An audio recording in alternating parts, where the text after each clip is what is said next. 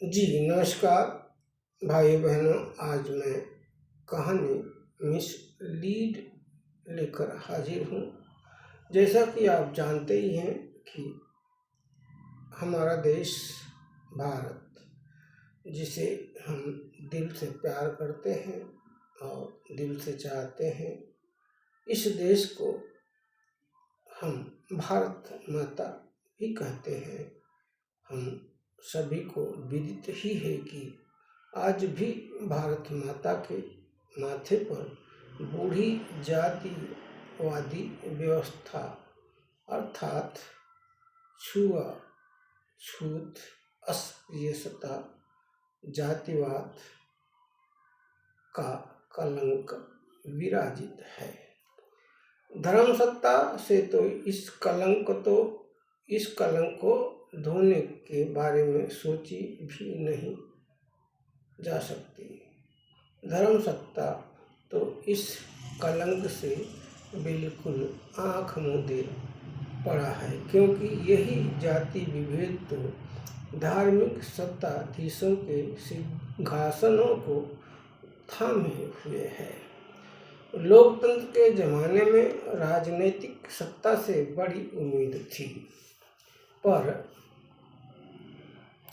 वह भी सामाजिक विकास, शैक्षणिक विकास और देश के विकास को नज़रअंदाज कर धार्मिक आंधी में बह रहा है।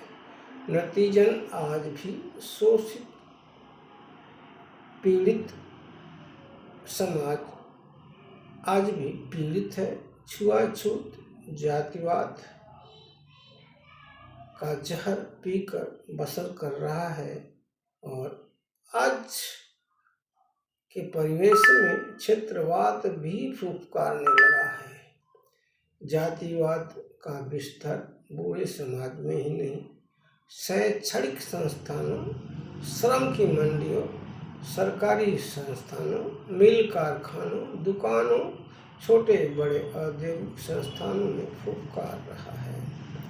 छोटे बड़े औद्योगिक संस्थानों में आज भी जीवित है, फुफकार रहा है। आधुनिक भारत के हर क्षेत्र में आज भी द्रोणाचार्य बेखौफ अपने काले कारनामे को इंजाम दे रहे हैं। इस कहानी मिस लीड में आप ऐसे ही द्रोणाचार्य और उनकी करतूतों से रूबरू होंगे तथा मिस्टर निरोध कुमार शोषित समाज के दयावंत का भविष्य एवं जीवन तबाह करने के लिए क्या क्या और कैसी कैसी तिकड़मबाजी करते हैं, और बहुत कुछ आपको इस कहानी से जानने समझने को मिलेगा। तो आइए बिना और किसी विलंब के शुरू करते हैं कर्म की श्रेष्ठता एवं मानवता के ताने बाने में बुनी कहानी मिस लीड। तो हाजिर है कहानी मिस लीड। मिस्टर निरोध कुमार चीफ ऑफिसर छुट्टी पूरी कर नौकरी पर आए ही थे कि उनका सामना दयावंत से हो गया। मिस्टर दयावंत से कड़क आवाज में पूछे, तुम यहाँ क्या कर रहे हो? दयावंत बोला, मेरा स्थानांतरण यही हो गया है साहब। दयावंत के मुंह से स्थानांतरण का शब्द सुनते ही उनका ईगो हर्ट हो गया। उनके दिमाग से ज्वालामुखी जैसे फटने लगा। मिस्टर निरोध कुमार तिल मिला उठे और पूछे, कब और कैसे? तुम्हारा ट्रांसफर यहाँ हो गया, हेड ऑफिस में हो गया। सप्ताह भर पहले दयावंत बोला। कौन किया? किससे पूछकर किया? किसने सब ऑफिस से हेड ऑफिस में तुम जैसे को बिठा दिया? मिस्टर निरोध कुमार गुस्सियाते हुए पूछे।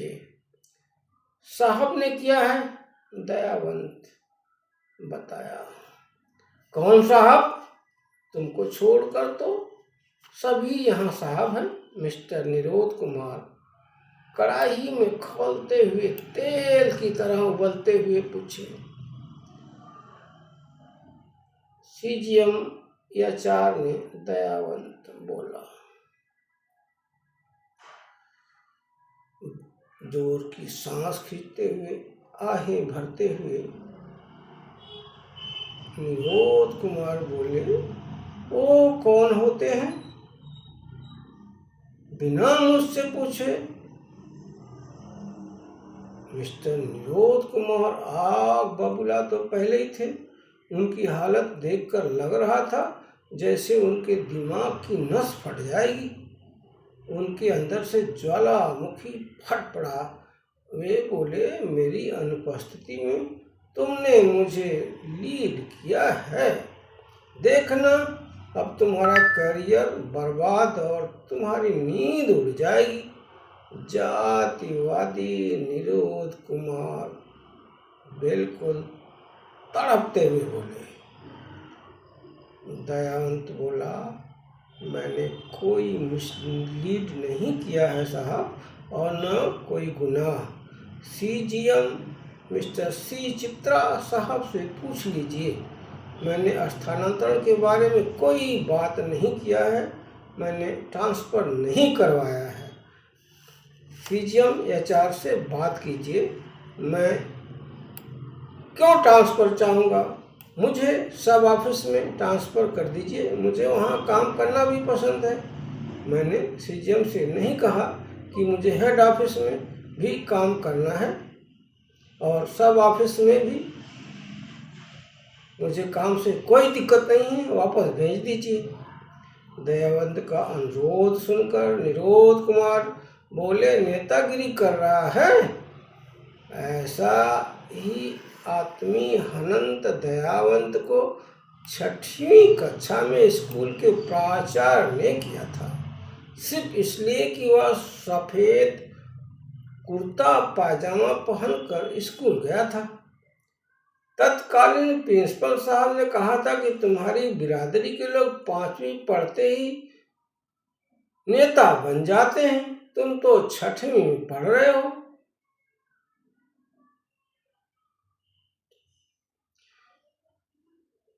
तब स्कूल में न तो स्कूल की ड्रेस हुआ करती थी और न ही कुर्ता पैजामा पहनकर स्कूल जाने आने पर कोई प्रतिबंध था। ऐसा ही अपमान दयावंत की भूरे रंग की नई मोटरसाइकिल पर बाभन रामलाल शर्मा ने किया था। विवेक ने बताया, देखो दयावंत ने क्या दमकती चमकती भूरे कलर की नई बाइक लिया है। रामलाल शर्मा बोला था, ऐसे कलर छोटे लोग की पसंद है। छोटे लोगों को यही कलर भाता है। छोटे लोगों के ऐसे ही चटकदार रंग पसंद आते हैं। अब तेली जनरल मैनेजर निरोध कुमार को उच्च शिक्षित परंतु कनिक्स ऑफिसर दयावंत नहीं पसंद था, जबकि मिस्टर निरोध कुमार से शैक्षणिक और प्रोफेशनल क्वालिफिकेशन की दृष्टि से 19 तो तनिक भी नहीं था।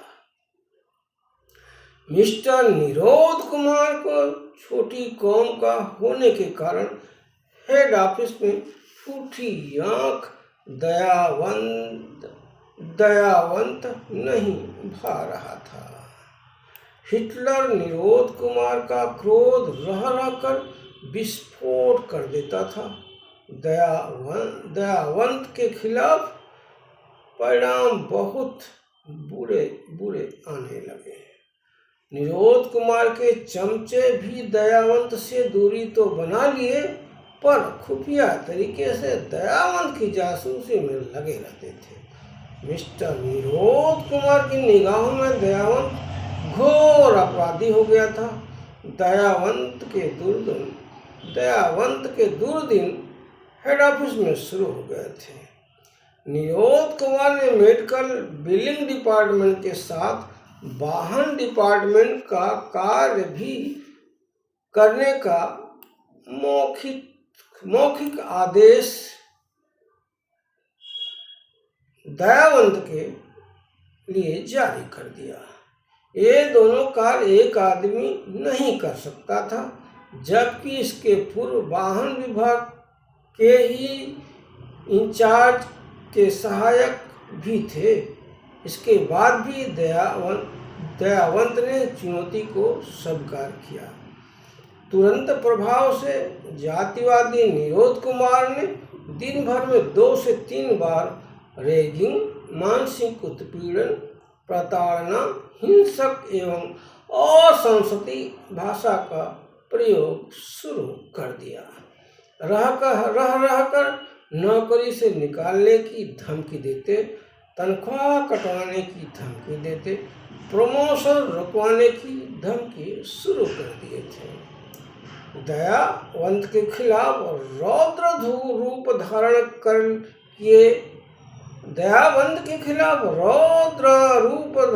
किए मिस्टर निरोध कुमार तो दयावंत के लिए कंस के अवतार हो गए थे।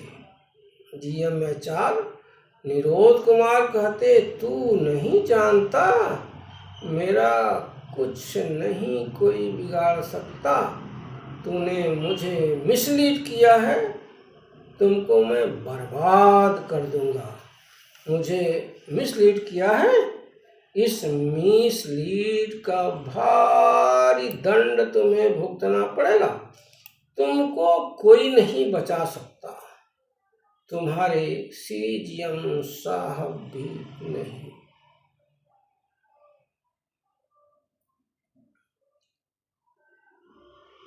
निरोध कुमार जो GM जैसे जिम्मेदार पद पर रहते हुए भी पद और कर्तव्य के दायित्वों को लतियाते हुए दयावंत के लिए कंस बन बैठे थे।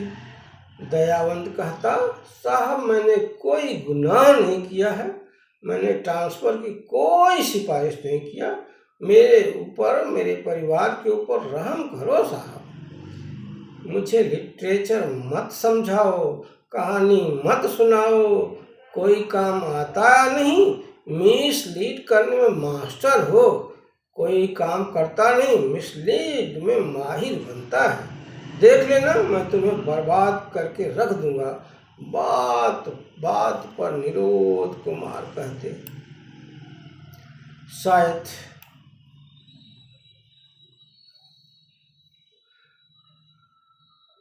मेरी कार्यकौशल और योग्यता को देखकर CGM साहब ने मेरा ट्रांसफ़र किया है। मैंने ट्रांसफ़र के बारे में तो किसी से कोई बात भी नहीं किया है। कसम से साहब, आप CGM साहब से पूछ लीजिए, निरापद को दंड क्यों मिल रहा है। दयावंत अन्य विनय के साथ बोला, तुम्हारी राजनीति नहीं चलेगी, देखता हूँ तुमको कौन बचाता है। बंदूक से निकली हुई गोली की तरह निरोध कुमार की बात दयावंत को भेद रही थी। काम करने ही तो आया हूँ, बीमार पत्नी, बिस्तर पर पड़े पिता को छोड़कर आया हूँ।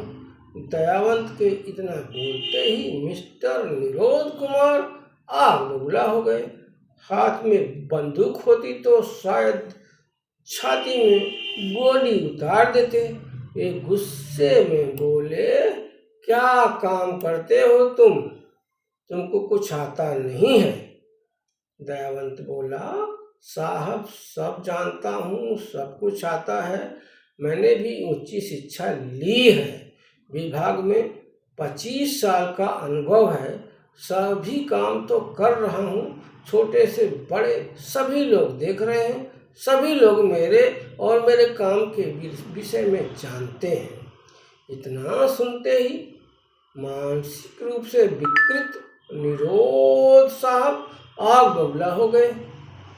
मैं नहीं जानता हूँ तुम कितना काम करते हो। इसके बाद मिस्टर निरोध कुमार नंगे पन पर उतर आए, पद की गरिमा भूल गए। वे दयावंत की शिक्षा दीक्षा को फर्जी, कार्य अनुभव को जीरो, कार्यशैली पर उंगली उठाते हुए अस्मिता का भी चीरहरण कर दिए। यह सब निरोध कुमार कहते हुए मंद मंद मुस्कुरा रहे थे और दयावंत की पलकें गीली। मिस्टर निरोध कुमार थानेदार की तरह दयावंत के साथ चोरों से की जाने वाली जैसी पूछताछ, जांच पड़ताल, डांट फटकार, प्रताड़ना जैसी थर्ड डिग्री का वाक दुर्व्यवहार बेखौफ कर रहे थे। निरापद दयावंत को अकारण मिसलीड की सजा मिल रही थी। मिस्टर निरोध कुमार दयावंत को नौकरी छोड़ देने या आत्महत्या तक कर लेने का अप्रत्यक्ष दबाव बना रहे थे। दयावंत के श्रमिक जीवन में मिस्टर निरोध पहले अत्याचारी, जातिवादी, क्षेत्रवादी अफसर नहीं थे। इसके पहले भी स्टेट कार्यालय में उच्च वर्णिक बरसाती मेढक तो बहुत मिले थे, जैसे mister R Kumar Mann, Dwarika Prasad, BP Singh, DP Singh, AP Singh. ये जातिवादी अफसर पहले दयावंत का भविष्य चाट चुके थे। बचे खुचे भविष्य को बर्बाद करने की कसम अब मिस्टर निरोध कुमार ने ले लिया था। नौकरी के आखिरी वर्षों में पिछले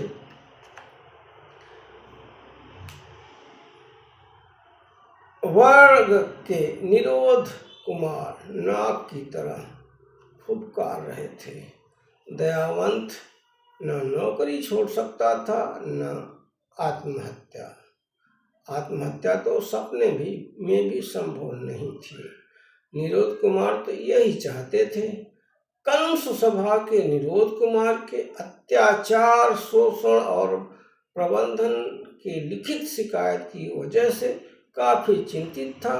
दयावंत, उसकी नींद गायब हो चुकी थी। दयावंत का शुगर लेवल और ब्लड प्रेशर हाई लेवल पर रहने लगा था। मिस्टर निरोध कुमार के जातीय युद्ध की वजह से दलित जूनियर ऑफिसर दयावंत को जीवन और नौकरी दोनों असुरक्षित लग रहे थे। मिस्टर निरोध कुमार मुख्यालय के उच्च प्रबंधन को शिकायत पर शिकायत किए जा रहे थे। एक गिरा हुआ आदमी मुख्यालय को लिखकर भेज दिया कि दयावंत विभाग में काम करने लायक नहीं है, बीमार रहता है, छुट्टी मारता है और न जाने क्या क्या, कामचोर, बेवफा आदि अनेक इल्जाम मढ़ दिए। मिस्टर निरोध कुमार के उत्पीड़न से निजात पाने का कोई पुख्ता उपाय नहीं सूझ रहा था। दयावंत रात के अंधेरे में रोकर मन को हल्का तो कर लेता था, दिन में वही दुर्व्यवहार, उत्पीड़न, शोषण अब दयावंत के सामने करो और मरो की नौबत थी। दयावंत हिम्मत कर ऑर्गेनाइजेशन हेड से मिलने की, जोखिम उठाने की सोच लिया। कई बार ऑपरेशन डायरेक्टर के दफ्तर का चक्कर लगाने के बाद दयावंत को मिस्टर अग्रवाल साहब ऑर्गेनाइजेशन हेड से मिलने का मौका मिल गया। मिस्टर अग्रवाल साहब दयावंत को ही डपकते हुए बोले, मिस्टर, क्यों तुम्हारी शिकायत मेरे पास तक आ रही है? दयावंत बोला, साहब, मेडिकल, बिलिंग और परिवहन दोनों विभाग का काम संभाल रहा हूँ, इसके बाद भी शिकायत समझ से परे है। ऑर्गेनाइजेशन हेड, तुमने तो मेडिकल बिल विभाग का काम बहुत बेहतर ढंग से किया है। सभी कर्मचारी तुम्हारे काम से बहुत खुश हैं। यूनियन वाले तुम्हारी प्रशंसा कर रहे थे, अब क्या हो गया? मिस्टर निरोध कुमार तुमसे नाराज के हैं? दयावंत बोला, साहब, मैं अपना काम पूरी ईमानदारी और जिम्मेदारी से कर रहा हूँ।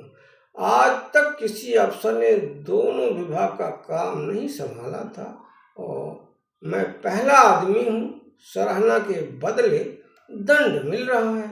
8 घंटे की ड्यूटी है, मैं 9 से 10 घंटे काम कर रहा हूँ। कोई काम पेंडिंग नहीं छोड़ता, जिसकी सजा मिल रही है मुझे। ऑर्गेनाइजेशन हेड, चिंता न करो, ईमानदारी से काम करो। तुम्हारा स्थानांतरण चिकित्सा बिलिंग डिपार्टमेंट से एडमिनिस्ट्रेटिव ऑफिस में क्यों हुआ, मुझे बताओ। दयावंत बोला, साहब, एक दिन जीएम साहब ने बुलाया और कहने लगे, दयावंत, तुम अधिक पढ़े लिखे हो, मैं तुमको और काम देना चाहता हूँ। बस क्या, दूसरे दिन मौखिक आदेश आ गया और मुझे एडमिनिस्ट्रेशन ऑफिस ज्वाइन करना पड़ा। उस दौरान मिस्टर जीएम निरोध कुमार साहब छुट्टी पर थे। निरोध कुमार साहब मुझ पर मिसलीड का आरोप लगाकर मुझे प्रताड़ित कर रहे हैं। कहते हैं तुम्हें बर्बाद कर दूंगा। मेरा कोई कुछ नहीं बिगाड़ सकता। जीएम सी चित्रा साहब के आदेश पर ज्वाइन करना निरोध कुमार के लिए मिसलीड हो गया है। मिस्टर निरोध कुमार साहब मुझे नौकरी छोड़ने या आत्महत्या करने तक को मजबूर कर रहे हैं। और ऑर्गेनाइजेशन हेड बोले, मामला ईगो का लगता है। दयावंत बोला, साहब, मेरी नौकरी और मेरा जीवन बचा लीजिए।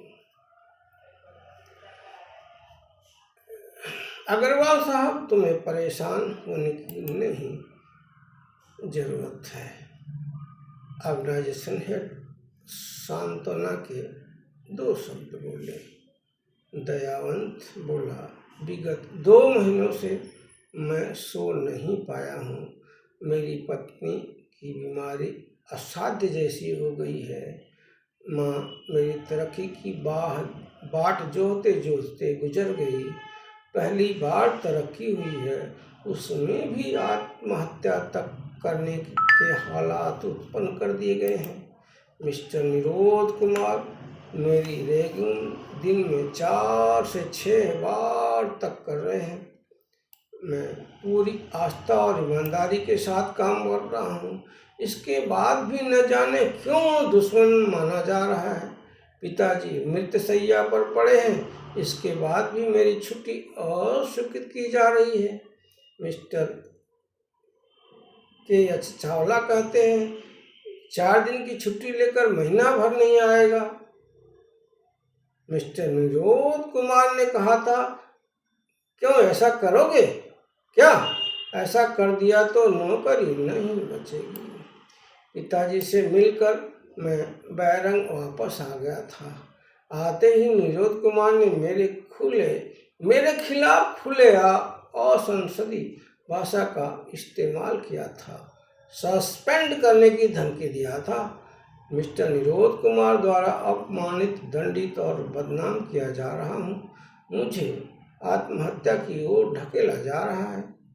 ऑर्गेनाइजेशन हेड, इतना कुछ हो गया, तुमने मुझे बताया नहीं। दयावंत बोला, महोदय, निरोध कुमार की सल्तनत में जो मुझ निरापद के साथ दुर्व्यवहार किया गया है, अपमानित किया गया है, योग्यता को बदनाम किया गया है, मेरी डिग्रियों को फर्जी बताया जा रहा है, मेरी कार्यकुशलता को हतोत्साहित किया जा रहा है, उत्पीड़न किया जा रहा है, रक्त के आंसू दिए जा रहे हैं और संसदीय हिंसक भाषा का प्रयोग किया जा रहा है मेरे खिलाफ। निरोध कुमार का दुर्व्यवहार मानवीय ही नहीं, कार्यालयीन दृष्टि से भी उचित नहीं है। महोदय, इस निरापद के साथ निरोध कुमार द्वारा किया गया व्यवहार अमानवीय लगता है। मेरी सीआर भी खराब कर दी गई है। ओवरऑल कमेंट में वेरी लेजी ऑफिसर लिखा गया है। मेरे controlling officer mister D Panchal हैं। वे कसम खाकर कह चुके हैं कि मैंने तो वेरी गुड लिखा था। वेरी लेजी ऑफिसर मिस्टर निरोध कुमार ने एस्टेब्लिशमेंट की मैडम माक्षी दुबे से लिखवाया है। साहब, पासवर्ड तो माक्षी दुबे के पास ही रहता है एस्टेब्लिश डिपार्टमेंट का, और किसी के पास तो नहीं रहता। इतना शोषण, उत्पीड़न और अन्याय का जहर पी रहा हूँ, इसके बाद भी मेरी शिकायत भी आप तक पहुँच रही है, हेड ऑफिस तक पहुँच रही है, मुख्यालय तक पहुँच रही है। ऑर्गेनाइजेशन हेड, तुम लेजी हो ही नहीं सकते। शिकायत की चिंता न करो, तुमको पहले बताना था। दयावंत, क्षमा करें साहब, मुझे लगा मिस्टर निरोध कुमार साहब के व्यवहार में बदलाव आ जाएगा, पर वे तो दिन पर दिन कम होते जा रहे हैं। मिस्टर चावला को भी मेरे आंसू उतना ही मज़ा आ रहा है। मिस्टर चावला को भी मेरे आंसुओं में उतना ही मज़ा आ रहा है, और उससे अधिक मिस्टर निरोध कुमार के लिए मेरे आंसू मनोरंजनकारी लग रहे हैं, जैसे कुत्ते को सूखी हड्डी से मजा आता है। ऑर्गेनाइजेशन हेड, तुम क्या चाहते हो? दयावंत बोला, मिस्टर निरोध कुमार से मुक्ति, स्थानांतरण। साहब। ऑर्गेनाइजेशन हेड, एक सड़ी मछली ने पूरे तालाब को गंदा कर रखा। ठीक है, देखता हूँ। बेफिक्र होकर काम करो, किसी से डरने की कोई ज़रूरत नहीं है। ईमानदारी से काम करो, तुम्हारा काम हो जाएगा। महीने भर के अंदर दयावंत की अवनति हो गई और निरोध कुमार की उन्नति। दयावंत की आंखों से आंसू छलक पड़े। वह आंसू को काबू में करते हुए बोला, हाय रे, निरोध कुमार के मिसलीड का भ्रम मेरे ही नहीं, मेरे मित्र सैया पर पड़े पिताजी के सपनों को भी फांसी पर चढ़ा दिया। मिस्टर के चावला कहते फिर रहे थे, देखो, निरोध कुमार के मिसलीड करने की बड़ी कीमत दयानंद को चुकानी पड़ रही है। मिस्टर चावला मुस्कुरा रहे थे। कुछ मानवता वाले लोग मिस्टर निरोध कुमार, जो अब सीजीएम थे, पर थू थू थू कर रहे थे। ऑर्गेनाइजेशन हेड अपने वादे से विमुख हो चुके थे। निर्बल निरापद दयावंत मिस्टर निरोध कुमार को मिसलीड करने के अपराध की सजा भुगतने को बेबस था। पक्षपात के विरान में दूर दूर तक न्याय की उम्मीद नहीं दिखाई पड़ रही थी। दयावंत के सामने एक ही विकल्प था कि वह निरोध कुमार के आतंक से घबराकर नौकरी को अलविदा कर दे। दयावंत मृतशैया पर पड़े बाप की खुशी के लिए नौकरी भी नहीं छोड़ सकता था। बाप का ही तो सपना था कि बेटवा को अफसर के रूप में देखना है। पिता के सपने को जीवित रखने के लिए दयावंत ने ताल ठोक लिया मिसलीड के कथित अपराध के खिलाफ। कहते हैं ना, ऊपर वाला सब कुछ देख रहा है। निरोध कुमार के पापों का घड़ा भरकर फूट गया। बूटलॉग अर्निंग के केस में प्रमुख आरोपी बने। मिस्टर निरोध कुमार शर्मनाक स्थिति में रिटायर हो गए। निरोध कुमार के सताए लोग लानत दे रहे थे। समय का पुत्र दयावंत कहता रहता था, समय का पुत्र मुझे तो कर्म करना है, समय का पुत्र मुझे तो कर्म करना है। अब अदना मुझे खुद अपनी राह गढ़ना है। समय का पुत्र मुझे खुद अपनी राह गढ़ना है। मंजिलें पाना है तो संघर्ष भी करना है। मंजिलें पाना है तो संघर्ष भी करना है। जीवन कठिन नहीं नर पिशाचों ने बना दिया है। जीवन कठिन नहीं पर नर पिशाचों ने बना दिया है। लड़ना है मौन ना परवाह करना है मुश्किलों से। लड़ना है मौन ना परवाह करना है मुश्किलों से। आवारा बादलों का क्या इनका आना जाना है।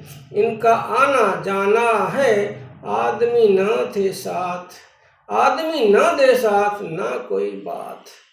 आदमी न दे साथ ना कोई बात। खुद पर कर विश्वास सच्चा मन नेक कर्म अपना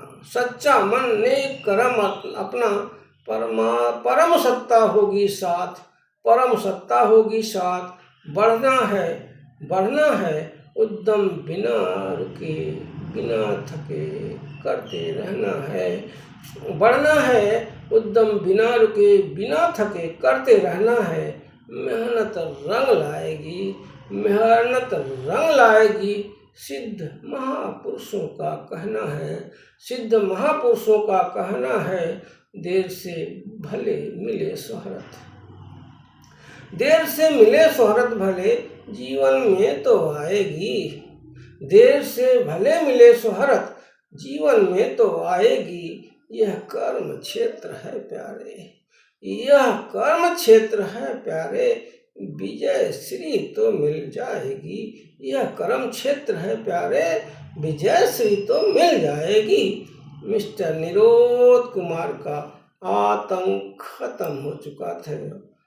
वे अपमान की दरिया में डूबते उतरियाते विदा हो चुके थे, पर पीड़ितों के दिल से आहें फूट रही थी जो निरोध कुमार के जीवन के महापाप। निरोध कुमार का आतंक अब खत्म हो चुका था। वे अपमान की दरिया में डूबते उतरियाते विदा हो चुके थे, पर पीड़ितों के दिल से आहें फूट रही थीं जो निरोध कुमार के जीवन का महापाप ही कहा जा सकता है। दयावंत भी 2 साल बाद रिटायर हो गया, परंतु दयावंत पर विभाग के हजारों कर्मचारियों की दुआएं बरस रही थी। निरापद दयावंत के जीवन से उत्सर्जित अनुभव से सृजित संसार पठन पाठन एवं शोध तक के विषय बन गए थे, जो दयावंत के शेष जीवन काल के लिए ही नहीं, जीवन के बाद भी आम जनमानस के गुमान के लिए काफी था। दयावंत कहता, न जाति बड़ी ना धर्म, सबसे बड़ा है कर्म। न जाति बड़ी ना धर्म, सबसे बड़ा है कर्म। कर्म का करो सम्मान, कर्म से बनो महान। कर्म का करो सम्मान, कर्म से बनो महान। कर्म करो नेक अपनी राह खुद बनाओ। कर्म करो नेक अपनी राह खुद बनाओ। मुश्किलें आएंगी, मुश्किलों से आगे जाओ। सच साबित कर दिया, दर्द की तपिश में तप कर कनक बने। दयावंत को देखकर कहने वाले कहते, देखो निरोध कुमार को क्या मिला। लोग कहते, देखो निरोध कुमार को क्या मिला। सच कहते हैं बुरी नजर वाले, तेरा मुंह काला, सच्चे का बोल बाला। निरोध कुमार ने दयावंत की सियार पूरी तरह चौपट कर दिया, प्रमोशन पर प्रतिबंध लगा दिया, आत्महत्या तक करने को उकसाए। कोरोना काल में जबरदस्ती कोरोना पीड़ितों के बीच दयावंत को मौखिक आदेश के अनुसार स्थानांतरित कर रहा था ताकि कोरोना की भेंट चढ़ जाए। ऐसा था निरोध कुमार। मुख्यालय तक दयावंत के खिलाफ लिखा पढ़ी किए, क्या मिला, खुद बदनाम हो गए निरोध कुमार। जितना बदनाम कर सकते थे किए। निरापद दयावंत का दमन करने वाला, मिसलीड का आरोप लगाने वाला घपलेबाज निरोध कुमार के मुंह पर वक्त ने ही कालिख पोत दिया। मिसलीड करने वाले घपले के केस में पद की महिमा कलंकित कर बैठा निरोध कुमार। अपराधी, जातिवादी, क्षेत्रवादी, आधुनिक हिटलर मुंह लटकाए दफा हो गया। झूठे मिसलीड के आरोप के अपराध के दर्द में तप कर दयावंत हीरा बन गया।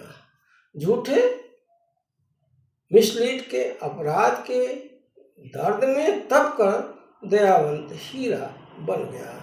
और मिसलीड करने वाला निरोध कुमार पद के घमंड में डूबकर बन गया हिटलर। वफादारी, सहनशीलता, कर्तव्यनिष्ठा और नेक कर्मों के लिए समय ने दयावंत के माथे ताज मढ़ दिया। दयावंत का जीवन कर्म खुली किताब हो गया। उसके कर्म की किताबें हमेशा बाँची जाती रहेंगी। भाइयों बहनों, कहानी यहीं समाप्त होती है। यह कहानी आपको कैसी लगी, कृपया अपने सुझाव से अवगत कराएं। यदि मेरी रचनाएं, मेरी कहानियाँ, मेरी कविताएं, मेरी लघु कथाएं आपको अच्छी लगती हैं तो कृपा करें, कृपा से मेरे चैनल को अवश्य फॉलो और शेयर करें। फिर नई कविता, नई कहानी, नई लघु कथा के साथ, फिर नई कविता, नई कहानी, नई लघु कथा के साथ हाजिर होता हूँ। तब तक के लिए धन्यवाद, धन्यवाद, धन्यवाद।